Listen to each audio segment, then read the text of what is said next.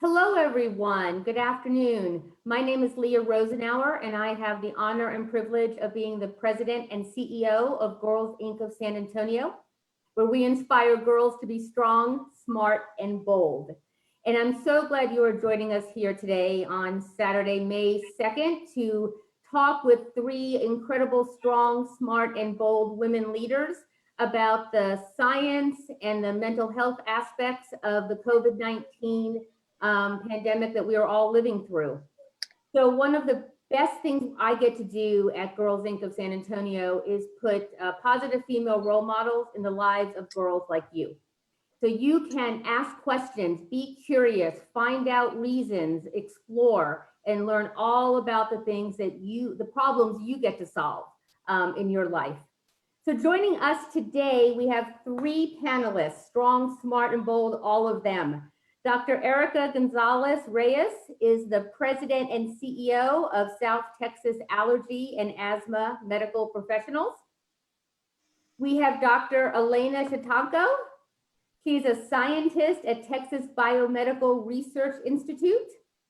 And we have Angela Medellin. She's the owner and licensed professional counselor at MindWorks Clinical and Counseling Psychology. So during this time, it is important at Girls Inc. of San Antonio that we stay engaged, that we stay connected, that we're listening to the girls' voices, and we're hearing your needs as we continue to adjust to life during this pandemic. With schools closed and milestones like graduation ceremonies being postponed, life as a teen can be more challenging than usual. For students and parents alike, we are planning for the future, in particular for college, and that can feel so different right now and a little overwhelming. Today, we hope to provide some clarity around the COVID-19 and share some insights about coping with anxiety and uncertainty during this time. These questions are not from me, they are from you. We received questions from Girls Inc. girls, and they are excited to ask our panelists these questions. So I'm going to start by asking each one of you to introduce yourselves and answer this question from Vashali. What does a typical day at work look like in your profession? And does your workday look different now during the coronavirus pandemic? So introduce yourself and just talk about your workday and how that may have changed during this time. Angela, can we start with you? Sure. Hi, I'm Angela. I am a registered play therapy supervisor. I think I have the best and most fun job ever. A typical day for me, I get to play with kids all day, every day. My specialty is ages 3 to 12. And what a typical day looks like for me is I have kids come in and we play puppets, we have puzzles, we make slime, we get to role play. And I really get to teach kids how to manage their anxieties and learn coping skills while having fun. And so I think my job is the most fun and the best job. I'm the luckiest girl in the world. But with this whole COVID situation, it has really limited the amount of clients that can come into our clinic. We've gone 100% telehealth and are providing services virtually. That has really changed the ability for us to interact with a lot of our patients and our clients. Telehealth in general has been super helpful and super fun, but it's challenging because we really miss the interaction and that social aspect of connecting with other people, especially children. And so my day now is in my office. It's an empty office full of toys, but nobody to play with. And we have to really just interact with the camera and with virtual. But it's been fun, and we're just doing our best to support the community of San Antonio. Thank you. Thank you. Dr. Gonzalez, how about you? Hi, so I'm Dr. Erika Gonzalez. I'm a specialist in allergy, asthma, and immunology. So right now, we're really dealing with a lot of complications from the COVID-19 because not only are our patients higher risk, but they're more likely to be exposed to COVID as well. And so typically before COVID, pre-COVID, I would go into the clinic at about 8 in the morning, see patients till about 5 p.m. We do a bunch of different stuff. We get to test people for the things that they're allergic to. We also help try to figure out if they are having a reaction, what they could possibly be allergic to. And then, of course, asthma, which is very prevalent, especially here in San Antonio, how to make sure we keep your lungs healthy so that you can continue to be active and do the things that you like to do. Since COVID-19, we've had to go in wearing a lot of what we call the PPE, the protective personal equipment, which is what you're seeing in the news as far as the masks, the gloves, the gowns, to make sure that we're protected as well as we're protecting them. We've had to convert a lot of visits to over the phone or over video, but also offer services in our parking lot. So our patients are actually using their cars as the waiting room. So that everybody can be in their own confined little space, and we'll go out there and give them the shot that they may need or the treatment they may need, as a way to keep everybody separate, but still be able to continue to treat our patients and help them. Because the last thing we want to do right now is limit healthcare access to the community, because one of the things that we can do as community physicians is make sure we keep them out of the ER, where they're more likely to, one, get infected, but two, also overwhelm the healthcare system. So that's my life right now during the COVID crisis. Thank you. Thank you. And Dr. Olena, tell us about your day pre-COVID-19 and any changes that are happening now. Hey, my name is Olena Shtanko, and I'm a research scientist at Texas Biomedical Research Institute, specializing in researching emerging viruses that are new to human populations. Normally, viruses that have no treatments against the disease that they cause. And my regular day is pretty much a mixture of different responsibilities. Research, of course, as I am on a bench setting up an experiments and executing the actual experiments. And then also I am in my office quite a bit analyzing the data and communicating with my collaborators or with people who have interest in testing antivirals, which we are very well known for as an institute. Now that we have the COVID-19 situation going on around the world, there is a need to find therapy. There is a need to find a drug. There is a need to develop a vaccine. So our institute is developing a number of avenues to address that. We are developing an animal model that is required to test any therapy or vaccine prior to clinical trials in humans. We are also doing very basic research, trying to understand mechanism this virus, this new coronavirus actually exploits to infect host. So to design a drug or any therapy, you need to understand how virus interacts with the host. So we are dedicating our efforts to understand that as well. So has my life changed in the lab since emergence of this new virus? Oh, yes. My work day is a lot more busy. It's a lot longer. I have a lot fewer weekends that I can dedicate to my personal time, but I think the passion to help the humanity and find a therapy or test a therapy is really what drives us all. That makes perfect sense. And I can't see a virus. Like, I'm sitting here by myself in a room and several of the girls, Emerson, Dolly, have all asked a similar question. What are the different ways viruses spread? And how do viruses jump from animals to people, from species to species, these things that we can't see? Can pets spread it to us? Can we spread it to pets? Just how does that virus work? So viruses or any microbes have multiple ways to infect its host or spread from host to host or jump species. One way is airborne route. That's what we now understand new coronavirus is actually doing. That's what tuberculosis or influenza are very well known for. They spread by air. There are also ways to spread through bodily fluids. So certain viruses, some deadly viruses, they actually are not airborne. I work with Ebola virus that you might have heard of. It's actually not spread by air. You need to come in contact with infected material. It needs to actually be directly deposited onto your skin or your mucosal surfaces, or be somehow unfortunately injected by needle. So that's how you spread it. So there are definitely different ways to spread the virus. The new coronavirus spreads by air. Excellent, thank you. So, Dr. Gonzalez, so I have my handy mask with me, several. I wash it when I get home. Why is it important for us to have this?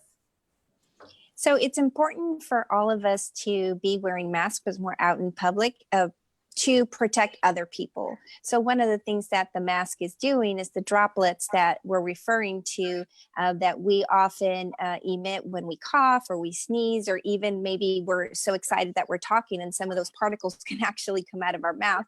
And so what we're trying to do is prevent from spreading it to one person and to another person, and also just on common surfaces. So we're wearing that, we're going through the grocery stores, we're less likely to be leaving that type of viruses and germs behind for somebody else to come in after you and then touch the surface and then accidentally touch their nose or their mouth or their eyes and then get the infection that way. So the reason for the mask is for us to help protect other people, especially those that are the most vulnerable, like our elder population. Makes perfect sense. And I never realized how much I touched my face until all of Yes. this. I truly had no idea. It's like, oh okay. Angela, Chris is a senior in high school and has been involved with Girls Inc. for several years. And Chris asks, as a graduating senior, I'm noticing how coronavirus is drastically changing how we live our daily lives. How will healthcare have to shift or change the needs that have arisen during this global pandemic? Yeah, so I think for us, as a provider and a small business owner, what we're seeing with the healthcare is that not every insurance policy for families and children is covering telehealth. And so I think that, as we need to keep up and offer services to the public, to children and families that are struggling with anxiety and other mental health disorders, it's really important that healthcare as a whole just aligns itself with being able to support treatment for everybody, and that people are not struggling to have access to treatment. And making the stigma of mental health more accessible is, I think, what the community at large can do to support, suicidality and depression and anxiety that's seen as a stigma. And so if we can get healthcare to make a shift in being able to offer coverage to everybody and making mental health and access and a basic human right for all. Absolutely. Absolutely. And that leads to a question that Jesse has asked, and I'm going to ask Dr. Gonzalez to take this.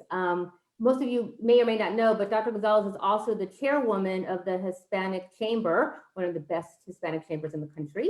And Jesse asks, because of COVID-19, at least the information we're getting, it seems that it is more common among groups of minorities. We don't know that for a fact, that's just Jesse has seen that in the news. What are ways for us as rising leaders? So this is the girls are asking, as they're rising in their leadership, how do we prevent that from moving forward? To affect, have diseases affect certain populations more than others, as Angela talked about with healthcare disparities. Yes, so that's an excellent question. So you are correct in thinking that communities of color, our African-American community, our Latino communities are being disproportionately affected by the COVID virus, meaning that infection is more prevalent in those communities. This has nothing to do with genetics, but has everything to do with socioeconomics. And what I mean by that is that less access to healthcare means that we have less control of some of our chronic illnesses like asthma, diabetes, high blood pressure. So we're already at higher risk of having complications from the virus.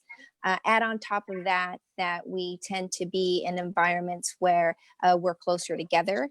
So we're able to spread the virus more easily, specifically in the Latino community, a community and culture that is used to saying hello with a hug and a kiss. It's hard to get out of those cultural norms sometimes. And so I think that for any community, awareness and education is going to be important. So helping these communities understand how can we prevent the spread of the virus, why it's important for us to wash our hands and wear masks, and why it's important for us to stay home when we're sick so that we help not further spread this virus in the community are some ways that you can help. And as you get older and go into your different careers, recognizing where these healthcare disparities exist and trying to make sure that we do something to improve that is ways that we can help our communities in the long run. Absolutely. Thank you. Thank you so much. So Liberty, one of our girls in our STEM program, Dr. Olena, is asking specifically about your work with high contaminant pathogens. I'm going to practice that word. Like you mentioned, Ebola and other viruses. How do you handle the uncertainty and the ever-changing information that's coming at you with all of these high contaminant viruses?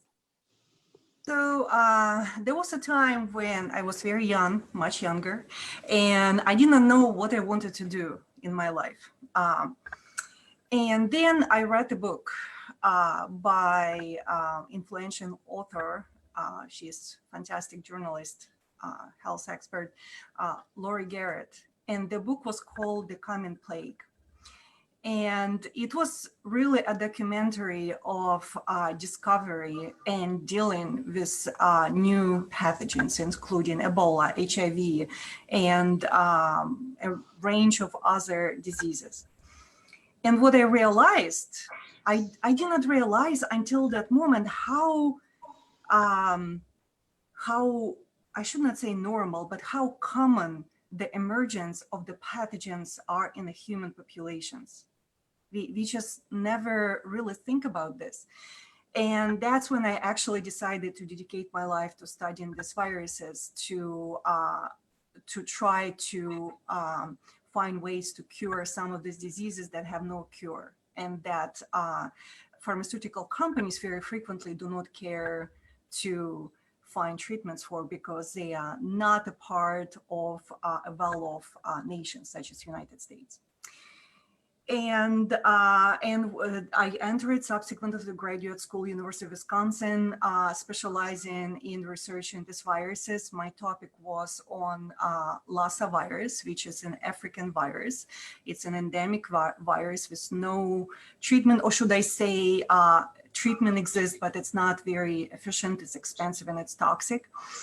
And what I did realize that I need to go on and be able to work with these viruses directly in order to understand them even better, which would mean high containment for some of these viruses due to no treatments. And I've started training in the high containment laboratories, and it's a very, very long process. It's a very difficult physically and mentally environment to work in. But I think ultimately what drives me personally is understanding that I have the power to actually go and handle this or that pathogen and somehow help the humanity. And what I also become to realize is that we are all now very worried about COVID-19, but let me tell you, this is not the last virus or bacteria or fungi that is going to emerge and we will have to deal with. So human populations are constantly bombarded by viruses. I'm a virologist, so I will talk about viruses. We are constantly bombarded by viruses. Many of them have no consequence to our health, but some do, such as the new virus, the new COVID-19 virus.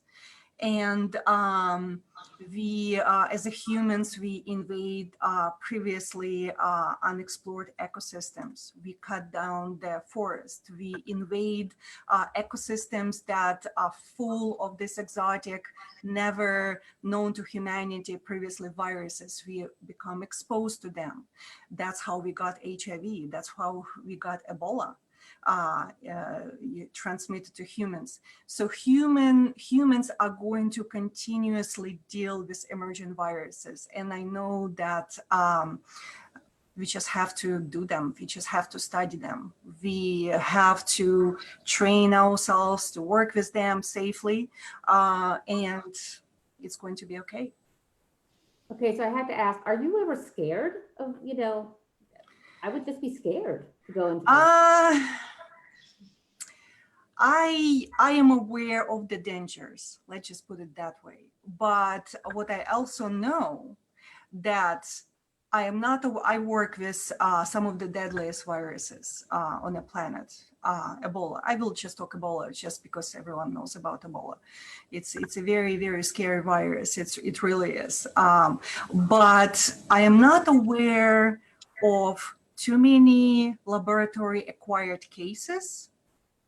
Actually, there are very, very few isolated cases, usually through a needle stick, people who work with animals and there is a need to inject. But my understanding is that those cases have been in the past and they're very rare.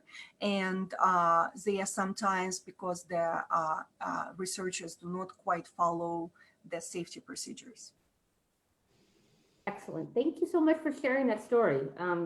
Fascinating. Liberty also asked another question to the entire group, that does this crisis impact your mental health? And how are you able to leave your work at home and deal with the added stress?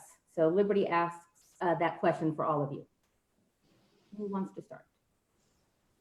I'll start first. Being in the mental health field myself, yes, as a mental health provider, my mental health is also being impacted.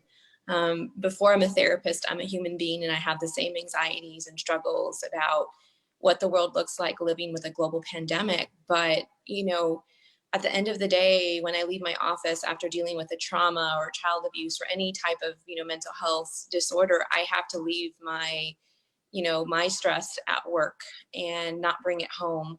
And so what I try to do is I try to engage in lots of self-care. I spend time with my family, my loved ones. If I have to watch a good Netflix show, I'll do that.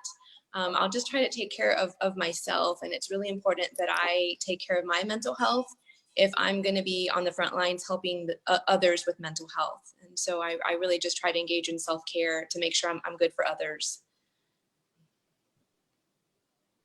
Dr. Gonzalez? I can go next. Yeah. So I agree with everything that Angela just said. I think it's very important for all of us to have outlets to be able to let go of some of the stress or the anxiety that we may have on a daily basis from different things. So, taking time for yourself to either go take a walk or exercise, read a good book, decompress. If it's hanging out with your family, then that's very important. I think that the other thing that I like to focus on are the things that I can control. So as we were previously hearing, one of the ways for us to protect ourselves is to make sure that we're following proper protocol. And so I know that I can control putting on my mask, putting on my gloves, washing my hands. And, I focus on that instead of the things that I can't control. Because if you worry about the things you can't control, then it just builds anxiety. And there's nothing that's going to come from that except you being anxious. So focus on the things that you can do something about and make sure that you're taking care of yourself by having outlets to, talk about the things that may be on your mind, but also just, to decompress.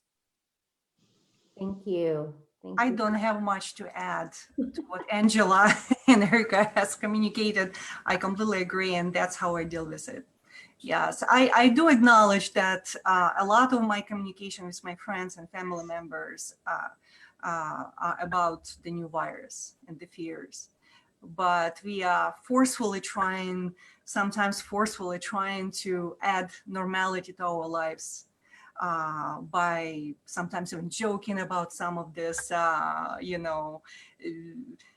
incidents that we observe, or people fears trying to, just trying to feel normal and deal with this. Thank So you. Lee, if I can add one more thing.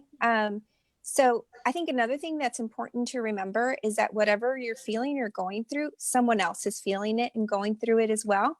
That helps to know that you may not be the only one.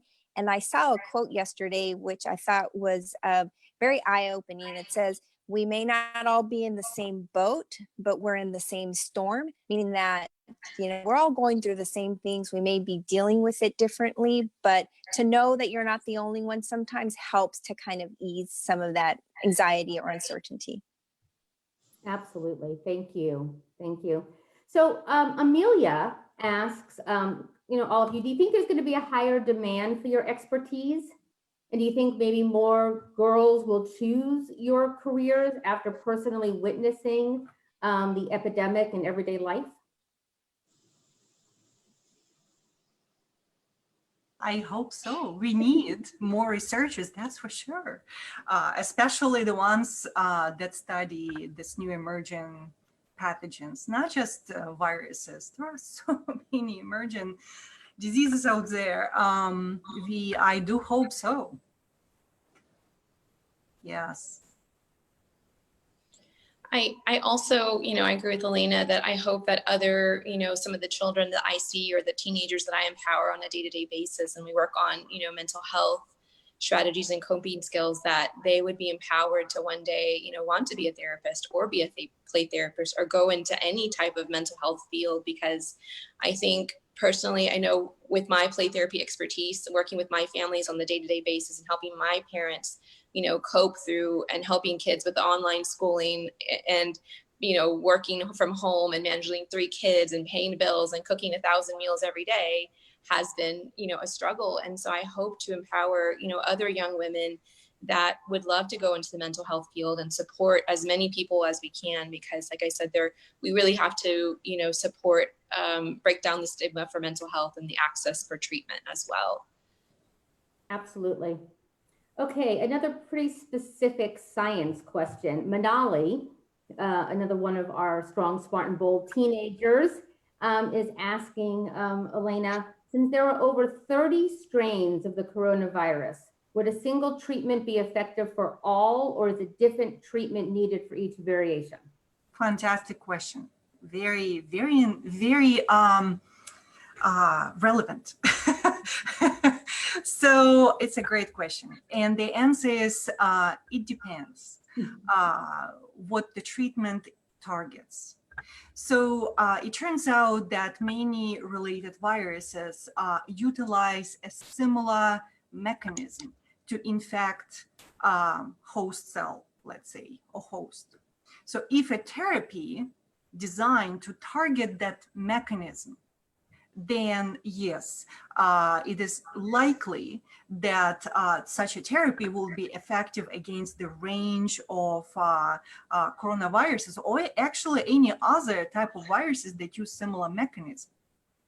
But if the therapy is designed against a particular component of, let's say, COVID-19 causing virus or a different coronavirus, then such therapy may or may not impact a related virus, because the reason why these viruses are different, because they are different. They are similar, but they are different enough to be their own viruses. So if the treatment is designed to a particular bit of a virus, it may recognize a similar virus, related virus, or may not. Test would show that. It depends. That's my question. Wow. It's a great question, though. Yes. Well, Manali is a very strong, smart, and bold girl, so that doesn't surprise me in the least. And kind of a similar question, Clarissa asks, has it been determined that once a person has COVID-19, they're immune from it? And if so, how long could the immunity last? So it's another great question and very, very important question for us to know, because it can have a huge implications for how we deal with people who have been exposed but already recovered, for vaccine development, for so many different questions that are relevant to deal with this pandemic. And so the answer right now is not clear. There have been studies that have been done in non-human primates and monkeys that showed that it seems that monkeys that were previously exposed to the virus and recovered cannot get sick again. So they do retain immunity. So, but this is a monkey study. And also it's a short-term study. It does not answer the question, what happens to those monkeys 6 months later or a year later, for obvious reasons, because it's too early for us to know. So I think we are going to know that those kind of answers very soon, because scientists are dedicated to answer them. But at this moment, we don't have full set of information to answer that question. Thank you, Doctor. Miranda asks a question. What do students need to know about staying healthy, both mentally, emotionally, amid this pandemic? Miranda says she is asking this question because she knows that access to mental health resources can sometimes be limiting due to cost and access. And where can Miranda and her high school peers turn to? So what do students need to know about staying healthy, mentally, emotionally during this pandemic? I think Dr. Gonzalez may be with us again. Yes, I'm back on. Sorry, I had a little bit of technical difficulty. No worries. So what is Miranda and her high school peers, what do they need to know about staying healthy mentally and emotionally during the pandemic? So I guess I'll jump in for that question. So I would tell Miranda, and all of her peers that, taking care of the basics, in psychology, we call it Maslow's hierarchy of needs. And so taking care of the lower needs first, such as, sleeping and having good sleep hygiene and exercising and eating well and eating healthy are going to be all the things to take care of your body and to take care of your mental health. And so starting with those lower level needs first is really going to be important to taking care of your body. And then if you need access to mental health treatment, I know it's costly. I know that it's difficult to access and to find. And so I can give you a couple of names of places in the community where you can have access to low or free mental health services. I usually provide referrals to a lot of students that are going to college or high school. I ask them, look into your local colleges first and foremost. Some of the high schools, they get to have tours at UTSA and St. Mary's, and they have free and low cost counseling for many of the students and for the community. Places like, Communicare and Methodist Healthcare Ministries or other places that offer free and low cost mental health services, as well as some of the local churches like Catholic Charities and the diocese have low cost and free mental health services. And then the last, place I would encourage students to look for is find other places that offer licensed interns that are offering free mental health services to the community. These are master's level practitioners that are just working on licensure, and they offer oftentimes free and low cost counseling for mental health. And so if you just do a quick Google search, Psychology Today, there's different resources for the community of San Antonio and surrounding cities. Excellent. Thank you, Angela. And, to follow up, we will absolutely take any information after this and we'll make it available, website and emails and things like that, so that students have easy access to those connections. Dr. Gonzalez, Erika, anything to add to what do students need to know about staying healthy, both mentally and emotionally and physically during this time? Yeah, I think that one of the things to make note of is that the schools are still wanting to reach out And so the teachers are available, the counselors are available. So if there is a teacher that you have a good relationship with, that you trust, it's okay to reach out to them and let them know you're having a hard time. Those services are still there through the school system. I know that we may be separated from them physically, but they're doing their best to make sure that all of the kids are being accounted for and that they're having some type of communication with them, at least on a weekly basis. So even the things that the people that you would turn to before in a situation, they're still there. They may be, there in a different way, but please, don't forget that you could reach out to your teachers or your pastors, adults that you have a good relationship with and you trust, and let them know what's going on. Speak up. If something's going on, it's best to let somebody know so that they can help you. Thank you. Absolutely. So we've heard different things. I now travel with my hand sanitizer, right, in my purse, but yet we also hear that soap and water is all you need. So how does this work? Why does this work? Why is soap and water as effective as hand sanitizer? Several girls have asked that they don't understand the difference or why one is better than the other. I can. Yes, go ahead. Erika, go ahead. I might explain from a scientific point of view, but I will let Erika first answer. So soap and water is always going to be the best bet, right? And when you're washing your hands, I'm sure you've seen the videos where at least 20 seconds of washing your hands with soap and water is the best way. And I know that our doctor can explain a little bit more, but the coronavirus is surrounded by fat. It's a fat envelope that surrounds that coronavirus. So soap is actually the best thing to break it down. And when it breaks down, it can't do what it's supposed to do. Now, second choice would be the hand sanitizers, and most of them are 60% alcohol, and they should be at least 60%.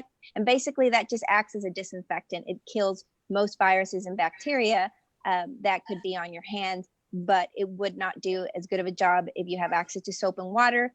Plus, it's more accessible and it's cheaper.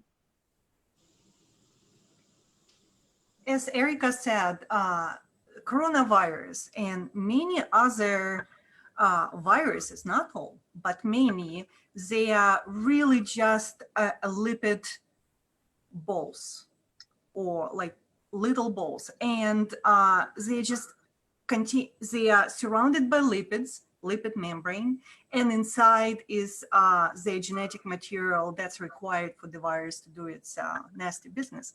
So basically, we all know if you have a greasy plate, we go to the sink and we apply a soap, and guess what? The grease is going to be gone. And this is exactly the same concept. You apply soap to a fatty, greasy substance, it's going to get dissolved. And once the lipids are dissolved and genetic material is dispersed, the virus is inactivated. It's no longer active because it requires that lipid envelope to actually interact with the host. The genetic material by itself does not have the ability to really interact with the host as efficiently when it's bound within the lipid envelope.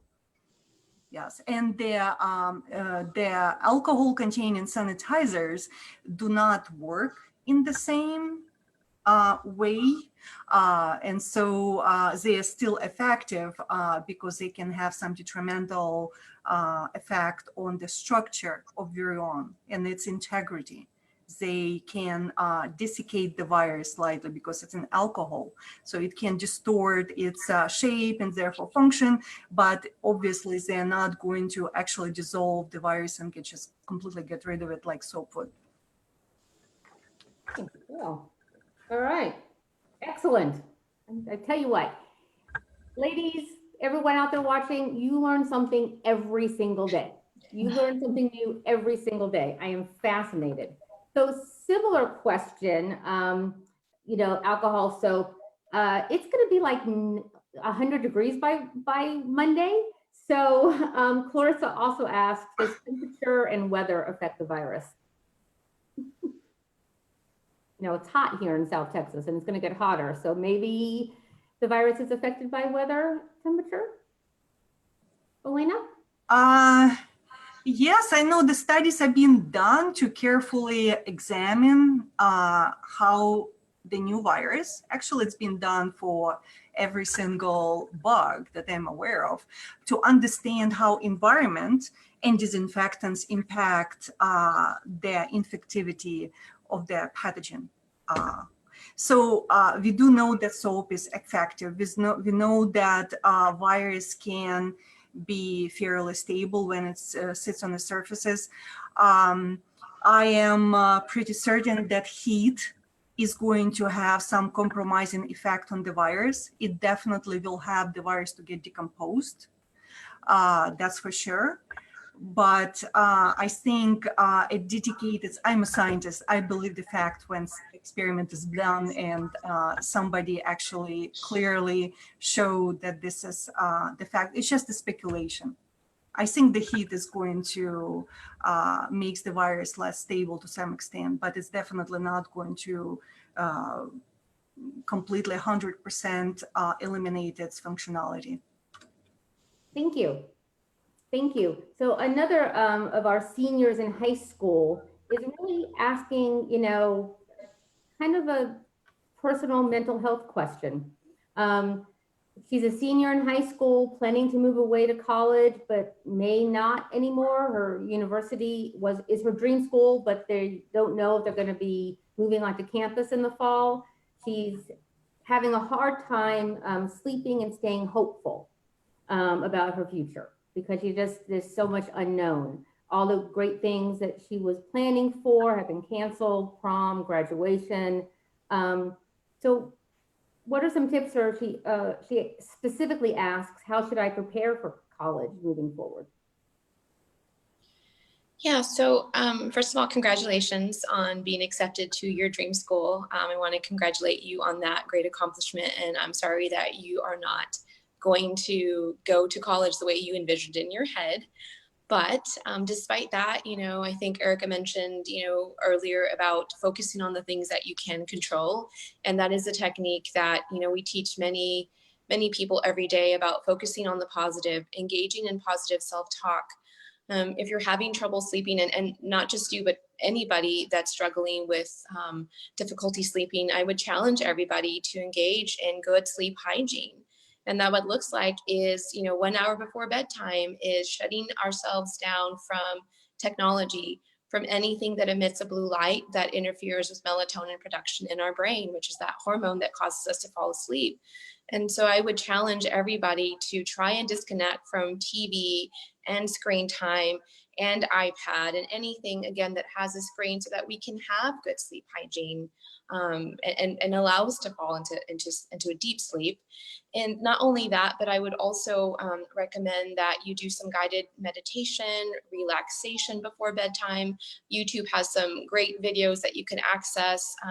If you just Google in guided meditation or progressive muscle relaxation, these are all activities that you can engage in before bedtime to really help your body fall asleep and feel a sense of peace and calmness. And then, like I said, focus on things that you really enjoy. Now's the time for a great hobby. Try baking something. I was making masks the other day that I never thought I would be doing on my sewing machine, but I, you know, started to make masks for the first time to support our community.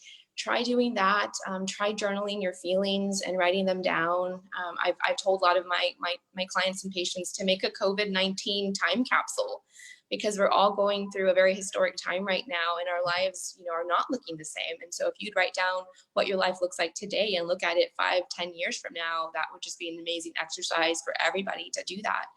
And then if you're really struggling with anxiety and any kind of mental health, know that that's okay. It's okay not to be okay, and it's okay to ask for help. And so I will make sure that I give Leah all of the mental health resources that I have in San Antonio so that you guys can have access and talk to somebody that you trust and find a therapist to help you navigate this new world with this global pandemic. Thank you, Angela. Our time is coming to an end, ladies. I know that the information and the questions that the girls have shared and your answers have inspired, have helped, have taught, have educated all of us. You guys are certainly strong, smart, and bold, and all the strong, smart, and bold girls out there are learning from your example.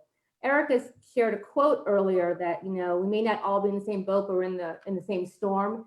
And Angela just talked about journaling. So I guess my final question is, what is the story that you want to tell after the COVID-19 pandemic? What is the story that you hope our community and our society, what story do you want to tell after the pandemic? I can start with that. So I know that 15 years from now, 20 years from now, I want to be able to look back at this time and let people know that when the world was in crisis, the world came together.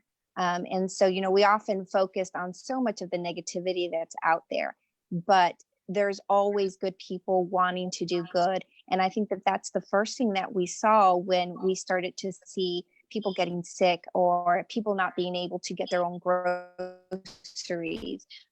You know, the elderly who live by themselves or the friends that live by themselves. You saw an outpouring of support and compassion. And so it reminds you that innately humans do want to help each other. And so that's the story I want to tell, is that the world came together and together we got through it and we healed. Thank you, Dr. Gonzalez. I could not say it any better.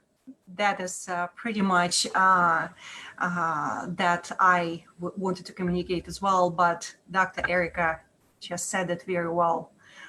There is always a positive. I am always half full type of person, and there is always a positive side to anything. What we have learned from this, that we can make it through if we work together. People are willing to help each other.